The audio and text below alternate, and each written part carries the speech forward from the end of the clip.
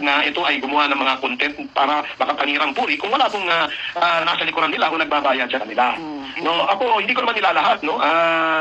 Ali, marami po tayo magagaling, matatalino at mga responsableng mga vloggers. Sana sa mga vlogger na atin sa hearing na gagawin nila dapat ibalik din sa kanila ang tanong o akusasyon na kayo ang sipag nyo din.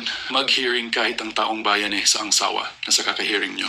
Bakit nakikinabang din ba kayo o bayad din ba kayo galing sa kaba ng bayan? Alam nyo mga ka-defenders, yung mga hearing na yan, panigurado ang direktang tumbok niyan mga Duterte na naman. Not sure yan. Kasi nga, huli mo na wala pa nga yung patunay. Sinasabi na nila na galing sa Pogo at droga ang binabayad sa kanila.